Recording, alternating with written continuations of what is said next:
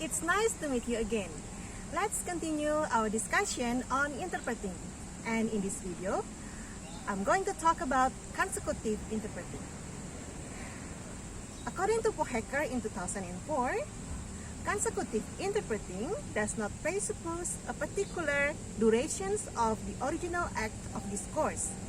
Thus, it can be undertaken in a note-taking way, which is considered as classic consecutive. In contrast to short consecutive notes, in contrast to consecutive without notes, which usually implies a bidirectional mode in lesson constellation. Interpretations of longer speeches usually involves note-taking as developed by the pioneers of conference interpreting in the early 20th century. There are several items that we need to remember about consecutive interpreting.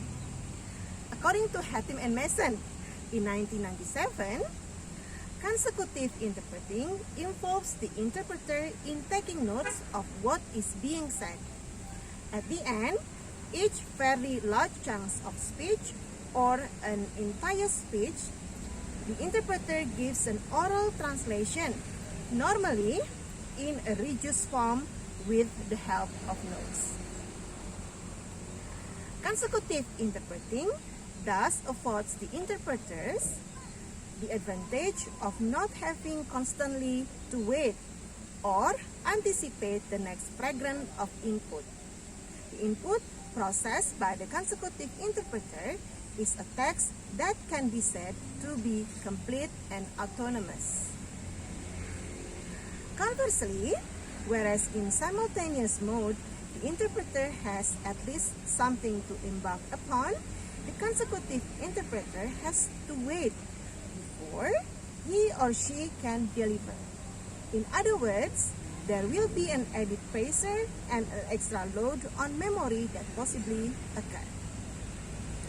In note-taking, it is words in themselves that are reduced, but rather arrangement of ideas in relations to each other. Okay, I repeat again. In note-taking, it is not words in themselves that are reduced, but rather arrangements of ideas in relation to each other.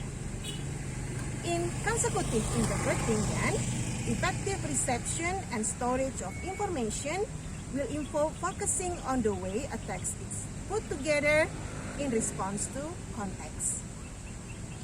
Effective consecutive output thus exhibits a clear outline of the way a text is structured.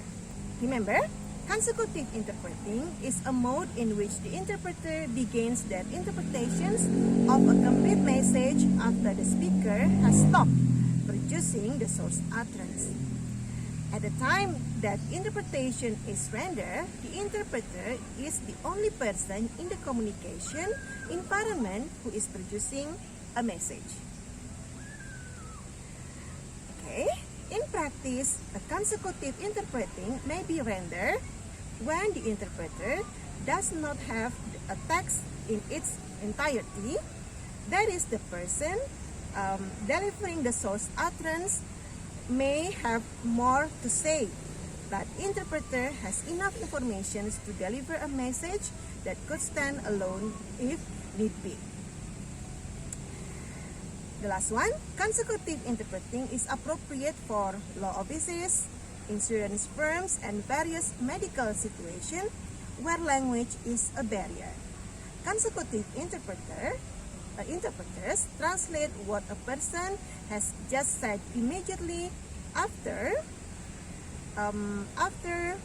it has been said.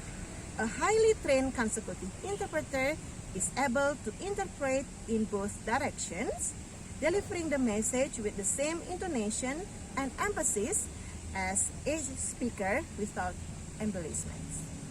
Alright, that's all about consecutive interpreting. I hope you can summarize the ideas and the characteristics of this kind of interpreting. Thank you for watching, and to see you again. I'm going to see you again in the next video. Don't forget to subscribe, like, and share this video. Bye bye for now.